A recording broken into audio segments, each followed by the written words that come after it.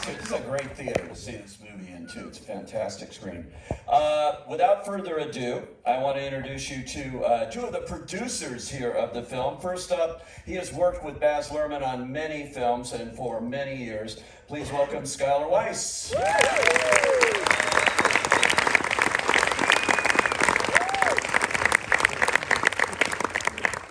And she's only been working on bringing this to the screen for 11 years, she just told me. That's a typical Hollywood story, right? Yeah, it takes a long time to get these made, but they got it made right. Please welcome Gail Berman.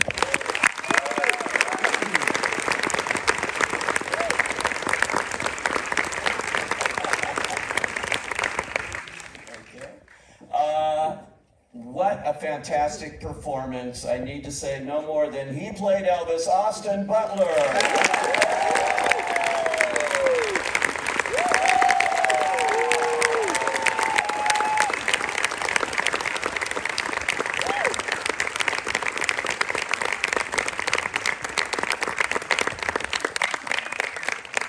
And the reason we are all here too, because he has made this film and willed it into being not only as director, but as co-writer and a producer on it, and he made it happen. Please welcome Baz Lerman.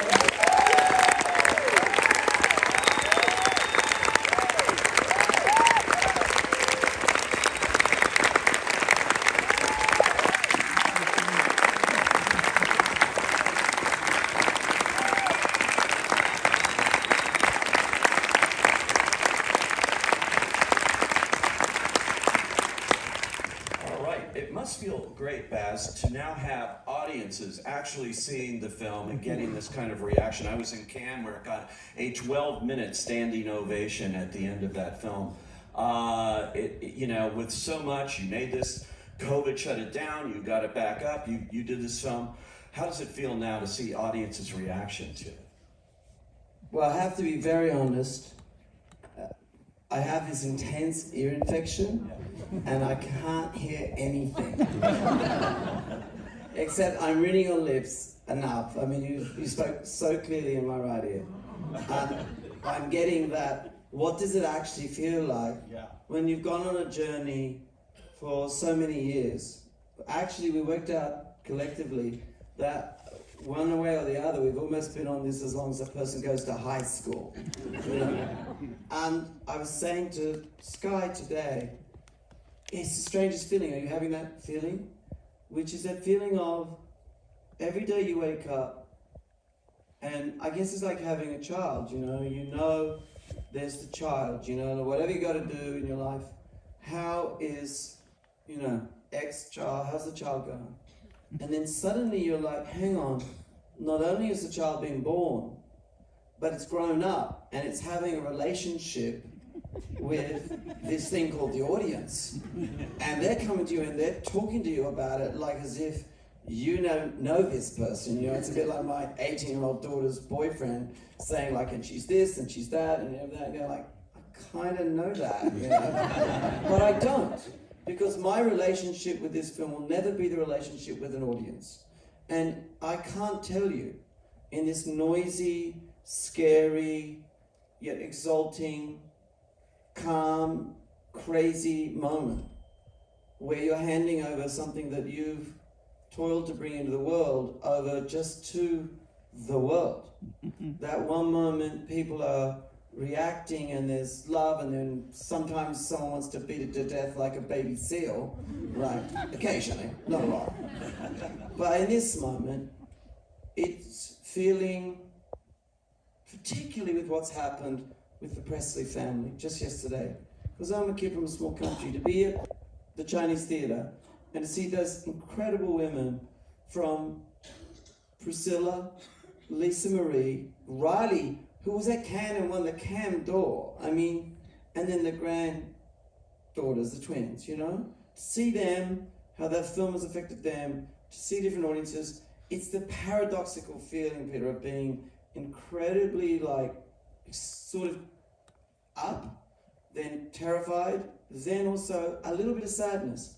Because I know that in a few weeks I'll wake up and I'll be childless, And I'll go, I guess I have to get someone pregnant again. Well, speaking of that, I mean, Gatsby, Moulin Rouge, you know, the films you've made, about 5, I think, at this point. I didn't really know. Yeah. I didn't ever think about it like that. Romeo and Juliet. So why Elvis? What is it about Elvis at this point, you know, in your career that made you want to spend all this time with him? Well, I've said it before. I never looked upon it as a biopic, meaning, you know, he's born, he does this, he dies. I'm absolutely devoted to films, you know, the films I like. And I can't deny I love a film like Amadeus. And is Amadeus about Mozart? Because the narrator will say, I was the greatest composer, the most famous composer of my time. Have you heard my tunes? No?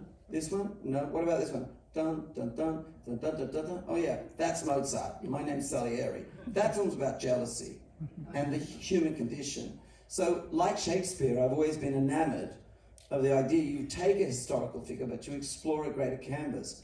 The canvas easily with Elvis is the 50s, 60s, 70s.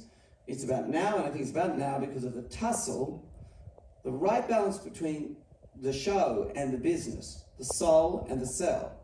But right about the time, I mean, Gail, you'll tell this part of the story coming to me, and I'm like, yeah, it could be, but the in was when I realized that really doing a film, for all of its maybe entertainment, for all of its humanity, for all of its highs and lows, and the perfect structured, tragic American opera, which is what I think it is, a film where at some point the sell, the bluster, the snow job, pulling the wool over people's eyes and they enjoy it, getting out of control, out of balance. I thought, oh, this is the time for that story.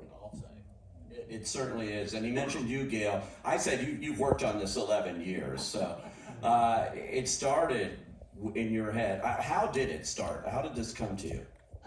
It started when Mark Graboff went to Core Media, and Mark is a friend of mine, and Core Media controlled the Elvis estate.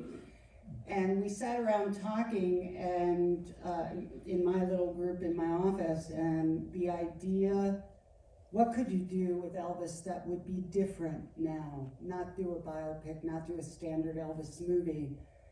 And there was only one idea, and that was Baz and Elvis. And I was telling him that. There wasn't a list with a lot of directors on it that you're crossing out. There was only one idea.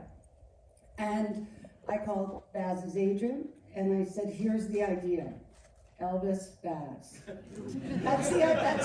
It's not more than that. That's the whole idea right now. And not that long afterwards, we got together, and that man talked on that in his apartment for 3 hours about this movie, and it's the movie you saw. That's what he told me about. And I was so high after hearing him talk that I went from the West Village, which is where he lived at the time, and I walked to the Upper East Side. And I was like, oh, this is why I'm in show business. Like, I remember, occasionally I remember, and that was an incredible moment. And then it was a journey from there. And with all of that, and the vision, and all of that, it could all fall like a souffle without the right actor in this role. And boy, did you find him.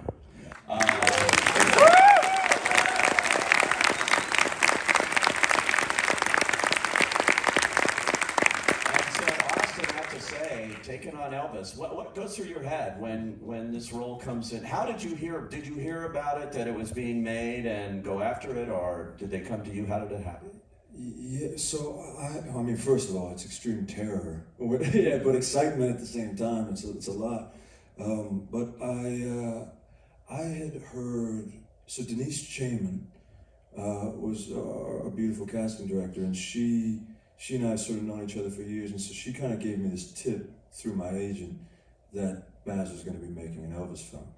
And it was that thing where nowhere in my life before had anybody said, you should play Elvis, or did I think that was in my future. But then a month before I got that call that Baz was making the film, I had 2 instances where somebody said, you should play Elvis. And so then I get this call that Baz is making an Elvis film. And it was that moment where it just felt like the stars were aligning. And so from that day, I treated it like I had the job. And I went to research as though I was going to play the part. And I started finding how I would want to approach it. And what fascinated me, you know, which was, we sort of look at an icon and we think that they kind of came out of nowhere, but who is he when he's alone? What does it feel like in an empty room at the end of the night? You know, those were the things that I just became endlessly fascinated by. And I've told this story before, so I'll be brief, but basically my agent said, you should put yourself on tape singing a song. So I taped myself singing Love Me Tender, and I watched it back and I just thought, I'm just singing impersonation, I can't send that. And then I had this dream this one night that my mom, who passed away when I was 23, was dying again. And a couple days before that, I'd learned that Elvis's mom passed away when he was 23. And that was one of those things where I realized, like, he's this heroic figure, or he's this icon, or he's a caricature that people think he is. But at the end of the day, he's a human who's experienced this really intense grief that I know exactly what it feels like at that time of my life. And that kind of then set in motion the knowledge that I could find the keys into his humanity. So then that dream woke me up. I put myself on tape singing Unchained Melody, and I sang it to my mom. And I'd just woken up, my hair was a mess, and I was in a bathrobe, but I just set up a camera, I just filmed it, and I sent that to Baz. I had no idea how he was going to react. I also had no idea that Unchained Melody would be the last moment you really see me in the film. And it was just another one of those things where it just clicked. And then I flew out and met with Baz, and we just talked for about 3 hours about life and love and heartbreak and Elvis. And then we started this exploration where we had about 5 months where he would say, you know, you want to come in tomorrow and read a couple scenes? And I'd go in and we'd read some scenes, but it was never an audition. It was kind of just exploring the process. And then eventually I had to do the screen test, and Baz threw everything at me, you know, changed everything out on the day, and I really thought I didn't get the part. And then a week went by, and Baz called me and woke me up, and he, you know, in his dramatic way, he said, Austin, I just wanted to be the first one to call you and say, are you ready to fly, Mr. Presley? It was the greatest moment of my life. That's amazing. Yeah, Baz, he says you threw everything, you threw it all out, and you told him to do other stuff in the audition. What was your reasoning there in not letting him do his prepared stuff? Well, because of my hearing problem, all I heard was two people say he spoke for 3 hours. Both Gail and Austin. And I go like, God, I must be boring. I mean, but jokes aside. I would think it would be the opposite if they want to talk for 3 hours. Well, I am like that. What I mean is, I am like that in that there's nothing more precious than when an actor walks into my space. I think auditions they're never good. And so it doesn't matter who comes in the space, even if everyone rolls their eyeballs or whatever and goes, oh, never gonna happen. I see it as my job, one, to make sure that they get their job, because you can never know what strings an actor is carrying on their instrument. But more importantly, I reverse the process. So what I do is I go, look, you're coming in here, but what I really want to do, and maybe I've examined this, I've workshopped with, I call it workshopping with 4 or 5 actors or whatever. I get to get you to learn about this script, this text.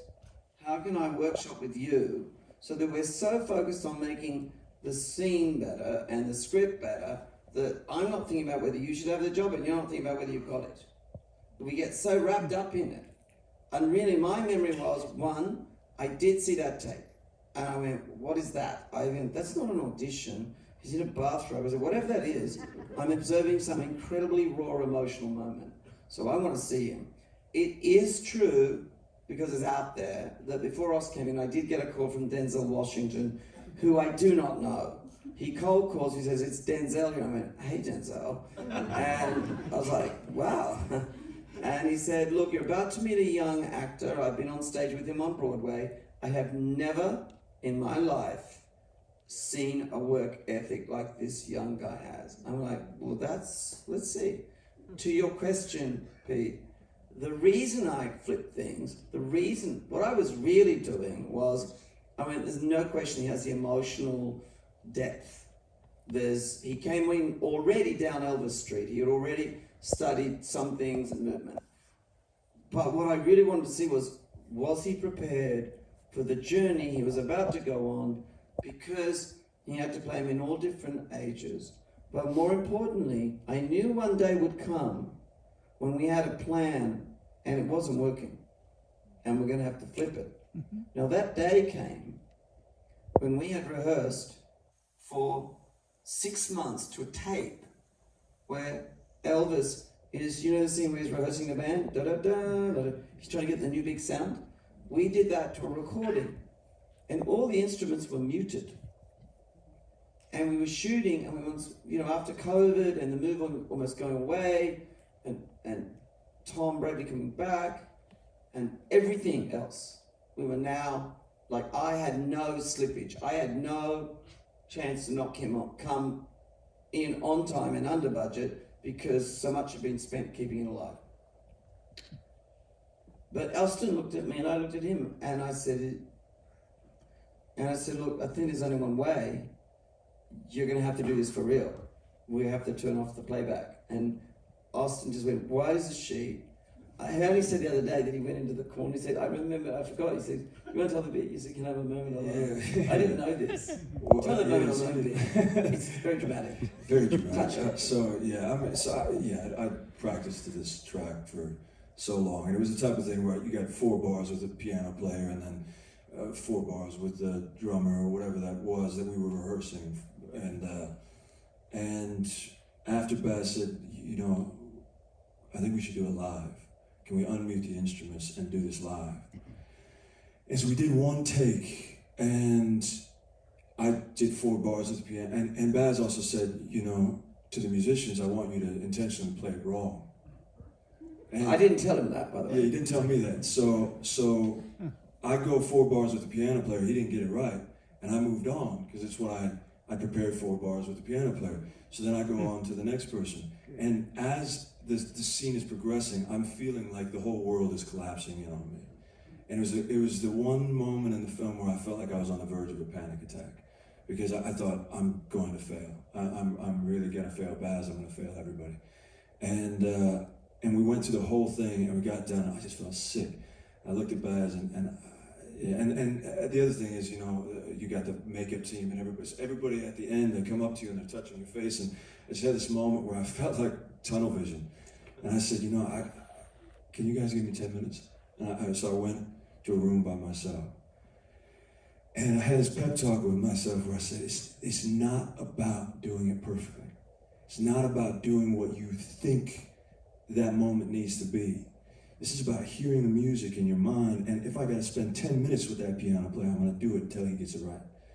And then we went back out, and it ended up becoming one of the most liberating moments I've ever had as an actor, because then I waited until they got, and the trombone players at one point, they played it wrong. I told them to sit back down and do it again. And it suddenly I felt powerful, and it felt like I was looking out of Elvis's eyes with this music in my mind, and it went from this moment of extreme terror to one of my favorite moments I've ever had on a set.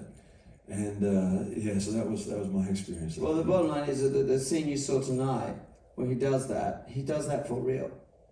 And I think that's why that scene feels real. I mean, when he says flames, all that stuff, and he just did it. And I think that process early on of just constantly, I was really preparing him, challenging him with kindness and love. I don't think I ever said it cruelly, like, "Oh, that sucks, do it again." No, I'm not like that. But I wanted him. You did see that. Did I ever say that? I just wanted to move from getting the gig and it happening invisibly until we were not only doing it, we were in it. And to see that he was being prepared for the journey, that's all.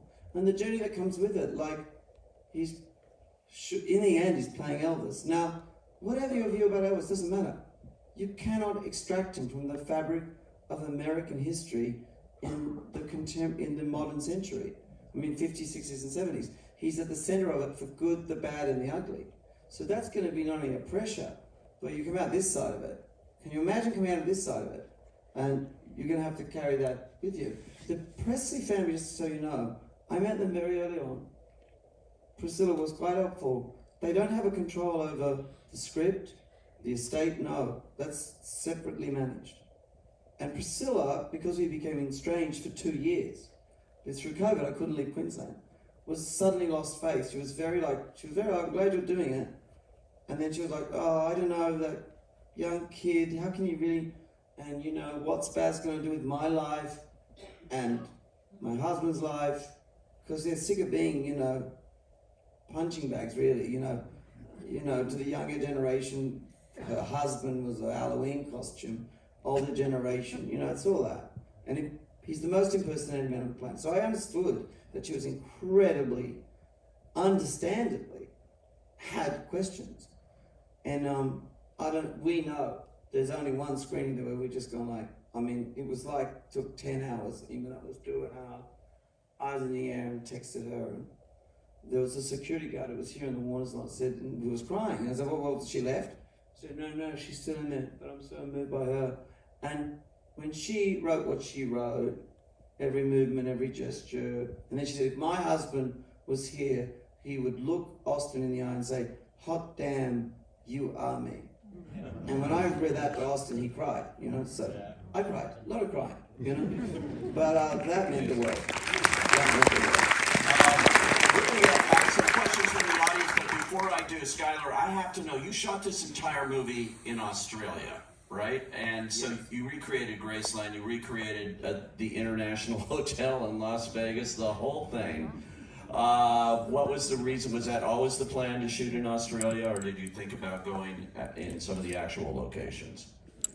We had looked at a variety of locations, some in the U.S. and at one point shooting in the southern part of the United States for more authenticity. But at the end of the day, with Baz's filmmaking and the way that Baz and Catherine Martin make their worlds, whether it's Fantasy-Siècle Paris or Jazz Age New York or 1950s Memphis, they I think have the vision and we have the craft to recreate those worlds in Australia, and this was no different. We had extraordinary people working with us and great resources in Queensland to build, the Beale Street set was 5 blocks of 1950s Memphis with hundreds of extras and dozens of period cars, all that we were able to put together in Australia. So really, I don't think we, as daunting as that might have seemed going in, we were able to get everything that we had ever hoped for in Australia. Which is amazing. You mentioned the great Catherine Martin, your wife as well, who did the production design and the costumes, as she did on Gatsby and Oscar and everything else. She's a producer, so she's a good company, but she's awesome. She's in Paris. She and I have worked closely together since we were kids. We work very close on the visual language of it. What happens is, it's a bit mystifying to people, but I have these terrible scribbles and tear sheets. That's how I start everything. And as I'm working, I'm a serial collaborator. I have as Gail told you, I have it pretty clearly in my head, but you can have anything in your head. How do you get it out of your head? And when it comes to writing or the music, early on, I give them equal weight in the collaboration as I do the writing. Now, I can do some of this on my own, but I'm not. My darling wife, when I do my scribbles and my collage boards and stuff like that, and try to use words to say what I think it should look like, and la la la la la, and I'll go, look, these scribbles, I'm so embarrassed, and she says, no, darling, they're wonderful. They have emotional expressionism in them, which means I've got a vague idea what they mean, but I'll go make it work. But she's an absolute genius. I mean that, and I don't say it lightly. I've never seen her ability to take the vision part of it. I get it going, but for her to go and what she says is that she's an applied artist. And what she means by that is her ability to actually realize it with incredible detail. Now, I'm not saying she's not without her idea. She'll come and say, look, la la la la la, and we'll be in the bathroom arguing, because there's always arguing in the bathroom. But in the end, the thing I think she's very under-celebrated for, I'm celebrated as a leader of 300 people. I have to lead. I mean, whichever way you look at it, I do many jobs. Captain of the audience, I like to think myself.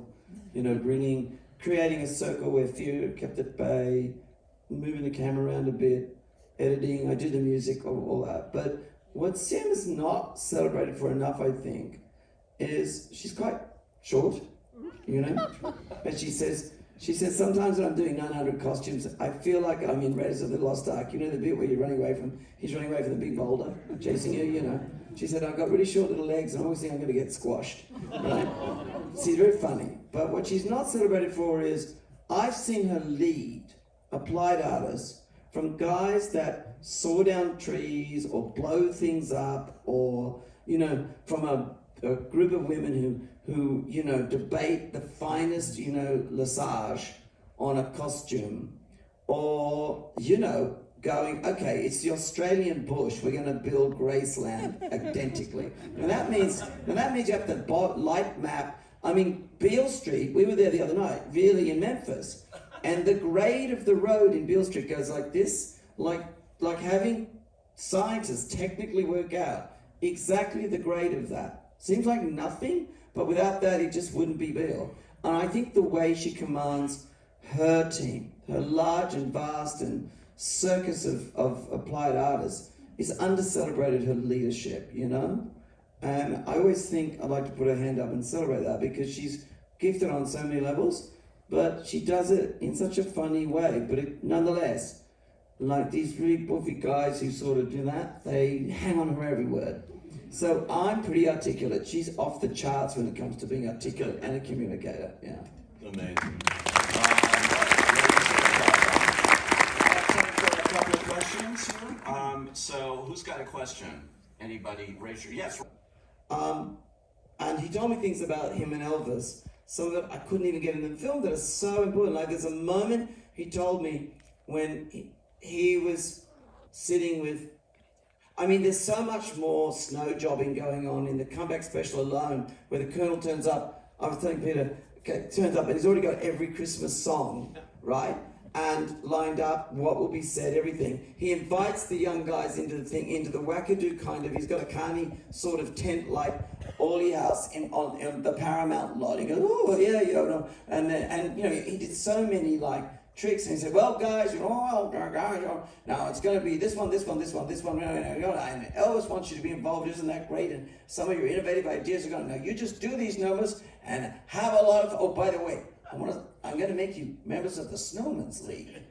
Haha. And anyway, you do that, have a good time, and have a lot of fun.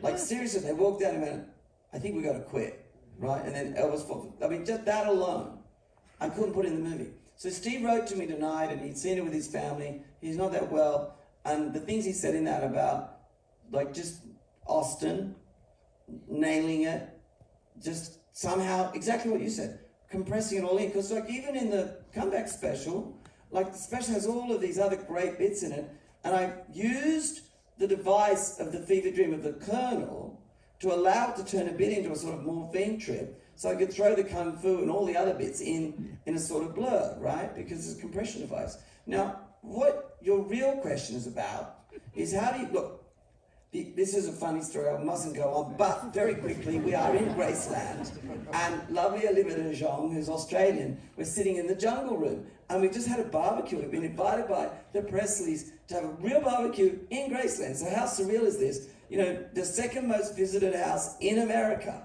next to the White House, is Graceland. Like, it's a museum.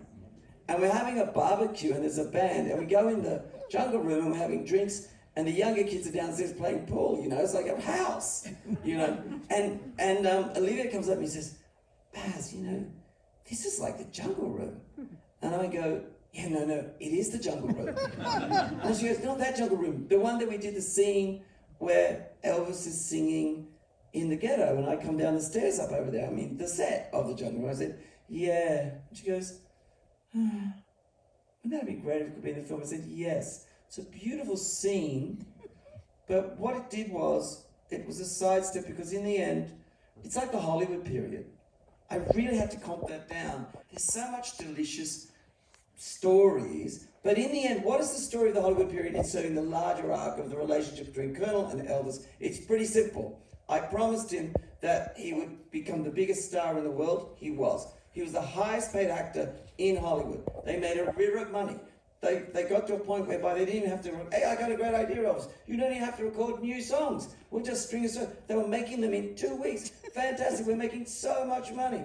Elvis is in a bubble. Would I like to have included the time when Elvis heard the head of the studio say, I think it was Beckett with Peter O'Toole, he said, was going to get an Oscar.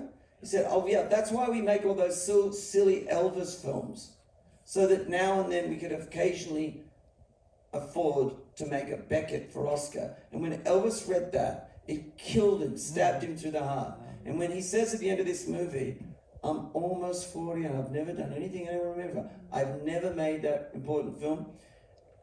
That line was told to me verbatim by Priscilla. So I have to kill babies every single day to serve the greater arc. So I guess that's the answer. And it's not easy, but you have to. Yeah, wow. By the way, you said Edward Anhalt won an Academy Award for writing that. He also wrote an Elvis movie. So Which one? Blue Hawaii, I believe. You see, that was the early ones were quite good. But we agree about one thing. You see Kid Creole, right? First of all, that was for James Dean, that film. And second of all, that's a damn good film. Yeah. It's directed by the same director who did Casablanca, and Elvis is good in that. You know, and he really, I mean, you know, think if Sinatra went on to have a really good acting career and singing. It killed him. It absolutely killed him. And you know what? There's a great story where, I am rabbiting on, aren't I? But no, just very quickly. I love it. There's a great story where a guy comes, the Colonel says, the Colonel's like talking in the 80s, 80-year-old, he goes, he's talking to take out, well, Ted, I'll tell you, this producer guy came to me and he says, you know, I mean, Tom does, because I've heard it, the Colonel's voice. The Colonel's a giant character with, he had about 12 voices on tape. He changed his voice depending on who he was with. He goes, and, you know, this guy comes to me and says, you know, we've got a role, and I can guarantee you, Elvis is going to win an Academy Award, but we can't pay the $1 million because Elvis was the highest paid actor in Hollywood. And I said to him, well, that's okay, don't worry. You give us the $1 million, and then he'll do the film, and then when he gets the Academy Award, we'll give you the $1 million back. And guess what? He never come back to me, right? That's how the Colonel operated. He operated with this wackadoo kind of clever. Last one, Lever and Stoller, Elvis says, never worked. I have to do every song from now on with those two young kids, Lever and Stoller. The Colonel sent Lever and Stoller a piece of white paper with a line on it and said, hey, great news, Elvis wants to work with you. I'm working out the contract. Sign that and send it back. Never heard from him again. Isolate. Yeah. All right, who else has a question here? I can't see all the, right there you are. Now, she's going to walk down the stairs here and hand over a mic so we can hear you. So take a couple of seconds here. Pass that mic right down here. All right, go. I wish I had something more profound, but I just wonder, prior to Gail approaching you, Baz, what was your interest and knowledge of Elvis? And you too, Gail, were you a lifelong fan? Did you know anything about him, or just kind of the Vegas phase? Well, Gail, you go first. I was a fan. I watched every one of his movies 50 times. I didn't think they were bad. I thought they were great. That's thanks to the $1 Million movie, which is what I grew up on when I lived in Long Island, and that's how I grew up. I loved his movies. I thought he was super handsome. And I didn't think about doing anything with him until Mark went over to Core Media, and I looked up, what does Core Media own? You know, because I'm a producer, that's what I do. And, but you know, you just couldn't call him and say, hey, Elvis, like, I want to do something with Elvis. So we had to actually think, you know, what should we do with him? And there were, as I said earlier, it's only one idea. the grandeur of this guy, the beauty of the costumes and the beauty of the man, who could capture that, and who could capture the time, and it was him. It was him, and I knew it, and I knew it would come to be. It was weird, but I did. Yeah, there were a lot of times, because I wasn't easy on Gail. I mean, because she came to me and I talked 3 hours, and then I'm like, I'm working on this Chinese film. I was in and I was out because I couldn't find the total in. Okay, what I told you conceptually was the film, but I wasn't sure why it had relevance, and then the world changed. My experience, I grew up in a tiny country town, like smaller than Tupelo, Mississippi, like 5 houses, but we had a gas station, we had a farm, and for a while we ran the local cinema. So I had my sort of cinema paradiso moment, Dad getting out, because Dad was in the Vietnam War and you had to thread a projector. And so he's running the changeover and all that, tins turning up with, Lawrence of Arabia or Hello Dolly. But the matinee was an Elvis movie. It was an Elvis movie. And I'm with you, Gail. I mean, it was probably Easy Come, Easy Go, a really horrendous movie, right? But I just thought it was the coolest guy in the world. It was like a masterpiece. I think if you see those films, you understand why my movies look like they do, right? So there was that. Then later on, I just actually remembered the thing I told you this the other day. I remembered one thing, which is quickly, but we went to a school of 3 rooms in a school, and it was a Catholic church, and I remember some reason thinking pink socks, Elvis, and I wore pink socks to the church. And these really tough dudes, they're tougher boys, got me up against the wall and like, listen, you fairy, what are you wearing those pink socks for? Do you mean you? And they got me against the wall. Right. Fair, only a fairy wears pink socks, mate. That's the thing about scary Aussies, they get funnier, not scarier. Pink socks, only fairies wear them, mate. Like that, I'm absolutely terrified. I must have been like 10. And all of a sudden, what are you doing? And it's Peter Dunn. And he is the toughest, coolest guy in the school. And they go, yeah, this fairy here, little fairy Lerman's wearing the pink socks. Right? I'm joking to death, And he goes like, oh yeah? Elvis wore pink socks. And they just scrammed like that, And I'm like, yes, Elvis. So, but I lost the fanhood fairly early. Like I went under Bowie and all of that, but he was always present. You said it. He's never not been present. No. Under 35, he might be present either as a Halloween costume or in Lilo or Stitch, or over that. It's the movies or the songs, whatever. But you can try how hard as you like, but you can't get rid of him out of the American psyche. And therein lies, my friends, I think the journey we all went on, is how do you take that fact and use it in a way in which we can not only talk about then, but now. I remember exactly where I was when Elvis died. There's very few people like that, but I can tell you exactly where I was. And probably a few people here could too. Does anybody else have a question? Let me see. Over there. Yeah, right on this side. Who's got the mic over here? I can just say it without the mic. I wanted to ask you, Austin, so how did you Hang on. She's going to run up here and give you the mic because they can't hear in the back. I wanted to ask you, how did you learn to move like him? Did you have a movement coach or a choreographer? Or did you just study him, profusely? And it must come instinctually somehow or something. Maybe. I don't know. Well, yeah, so I had many moments where I thought, what am I getting myself into? Because I've always been a wallflower. I never danced at a party. I was never a dancer or a singer. I would sing for, somebody very close to me, but other than that. So I ended up having all these moments. I did have an incredible movement coach named Polly Bennett, who I found, I read this article about her working with Rami Malek. And it was all about working from the inside out, not the external things.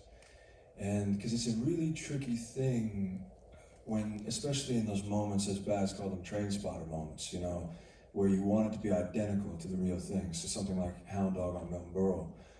But if you just are focusing on the external things of the positioning of his hand or the angle of his head, then you get caught in this external thing and it feels like it doesn't feel alive.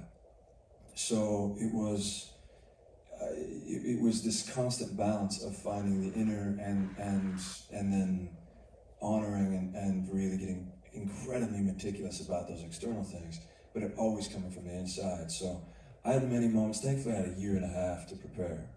So I tried everything. I mean, we did animal work. We did, tap dancing, swing dancing.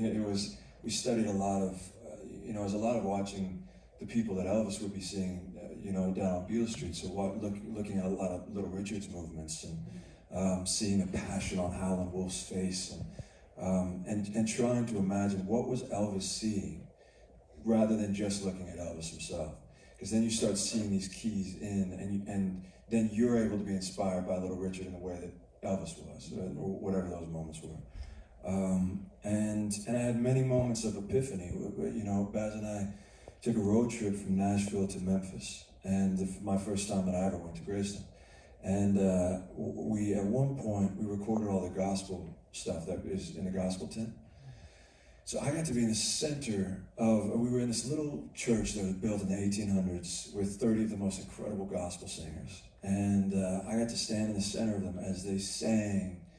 But it wasn't just singing, it was stomping feet. And Shannon, who was leading the congregation that day, he said, somebody close to him was in the process of passing away. And he said, I need to sing right now. I need to wail right now. Because when I get out, this person very close to me may not be alive. He said, and I know all of you have something to wail about. So everybody starts just wailing these songs out. And I had this moment where the chills just went down my back, and I'm stomping my feet with them, and we all have tears in our eyes, and I started to feel the rapture of music. And there was an epiphany about what dancing actually is. Because Elvis he didn't have choreography. He was being moved by the music. So for me, then I knew anytime that I wasn't feeling the feeling I was feeling in that church that day, I was off. And so I had moments, during Hound Dog, I remember the first time I did it, I was incredibly nervous. There's an audience, and it wasn't dialed in. And then I had this moment where suddenly then I felt the click. And moments like that, it was touching back into why do you move? What instrument is moving which part of your body and that sort of thing. So that was sort of my process. All right. Yes.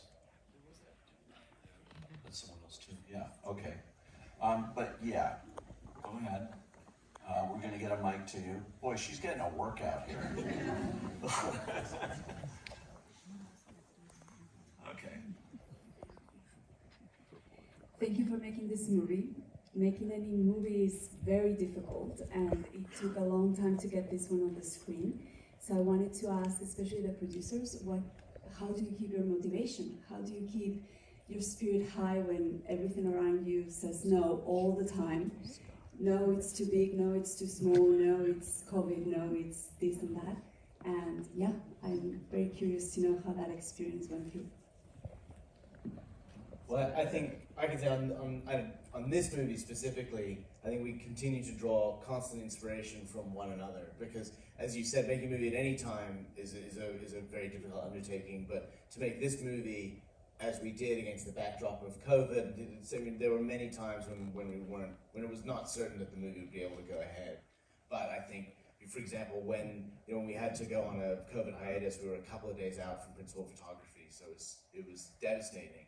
And very quickly, Gail was back here in Los Angeles, our colleague Patrick McCormick was in New York, Baz and Catherine and I were in Australia, and we were just in constant communication with each other, just kind of tending that flame to make sure that the movie never felt like it was out of reach or not going to happen. But it wasn't just the producers. I think the ultimate example setter was Austin himself, who, when we went on that hiatus, rather than returning home to California, he remained in Australia with us just to be in this like a coiled spring, in this sort of heightened state of readiness for when, like, willing the movie back into being. And I think for us it was really just, you know, we encouraged each other and kept one another's faith constantly until where we are today. All right. Yes, right over here. Yeah, hi. We're going to get a mic to you. So, right here, you can just pass it down the row. Okay. And there you go. Go ahead. Such a lovely, lovely, sweet girl. Susan Fritz, everyone. Yes. One of the She's things great. that I really liked about this film has to do with the timing of where we are today, with especially here in America, and to show Elvis and his upbringing with the African American community, and how it influenced his life throughout the film. It didn't just like, this is one-off. You showed it at times when he was young, you showed it when he was older, and then even when he got older, he had that with him the whole time. Whether it was Mahalia Jackson or Little Richard, as you said, B.B. King, what made you keep that through line throughout the film? I'm so very glad you asked that. We've been doing some talks like this since Cannes, and when we were in Graceland, the great strength, and I was making a joke about Susan Fritz, but the whole Warner team that she represents made the very strong decision to bring a lot of people there. And that was good because it meant actors like Yola, who plays Sister Rosetta Tharpe, who invented rock and roll and was queer in the 50s. I mean, go figure, right? Or having Alton Mason playing Little Richard, or the wonderful Kelvin Harrison Jr. playing B.B. King. Now, I can answer this question in this way. It wasn't I thought, gee, we should keep that in. No black music, no Elvis. Yeah. No relationship to the black community. I mean, that growing up in that one of the white houses in the black community there, I did the research. It was 5 years ago I started at Graceland researching. I was going for 2 years. I had a great research team, so Sam Bromell and I. But I also went out there and I met people. I met a gentleman who died sadly last year called Sam Bell. And he's in the movie. Because he's that little boy that says, come on, let's run down to the juke joint and the gospel tent. And the gospel recording that Austin was talking about, when Elvis goes in and is having the epiphany in that tent, and the preacher grabs him, Shannon grabs him and says, leave him, he is with the Spirit. Sam told me that story verbatim. I put it in verbatim. Now, if Yola was here, because she's so articulate, she would say that there's a very big difference between appropriation, which is you take something and you go like, I invented it and I came out of a vacuum, and really a celebration, but also you have to know the DNA connection. I mean, if you're talking about America in the 50s to 60s to 70s and now, you can't talk without dealing with the issue of race. And Elvis is right in the middle of it for the good, the bad, and the ugly. I mean, it is really true. I didn't make up. That when you talk to B.B. King, or when I spoke to Sam, I said, Sam, so tell me, because I'm the older one outsider, when Elvis in the 50s, you're kids, you're now teenagers, Elvis is on the radio, he's singing songs from, Sam said, well, we were just shocked. He said, like, in a good way, like, you white kids might listen to music on WDI, which is a black radio station, but they couldn't buy records. And he said the fact he was singing it, I mean, it was like, and suddenly, Little Richard said, because Elvis covered my song, I suddenly was getting sales. So he was jumping the race line. I didn't make it up that he went to the fair on colored night. He was breaking the segregation laws. I mean, they wanted to kill him. That's true. So that's the punk. But then the Colonel removes him from that and goes, you know what? Black culture, not good for business. Let's make him a nice family actor in Hollywood. Seals him up. And you see when he goes back to the special with Binder, He goes, I want to do gospel, because I tell you one thing, and it's a longer subject, but as the ultimate outsider, I learned a lot about Elvis, and a great iconic music friend of mine said, like, oh, but is he really that interesting? And I went like, I don't know, let me find out. The more I peeled away, was there a subtle hint as to who that was? Anyway, he can still dance really well. But he was more and more interesting beyond my belief, because what I really discovered was, whatever his love was, his greatest love was gospel. And even towards the end of his life, when he looked like he did at the end of the movie, he'd do 2 shows a day at that golden cage that he was trapped in, because the colonel kept him there where he was caught in a trap and he couldn't get out. And he'd do 2 shows, he'd get the Sweet Inspirations up, and they would sing gospel till 6 in the morning until the sun came up.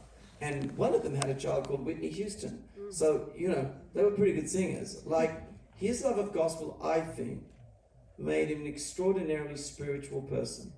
And so, to answer your question, I do not believe you could tell Elvis' story without showing the DNA lineage of where his influences came from. Yes, he also loved country music. Yes, he put those influences together. But the relationship with him and BB, do the research. I mean, Kelvin didn't want to do the role. He went like, oh, I don't know, I heard this and that about it. Did the research and came back and said, my God, they had a real friendship, and they both loved music.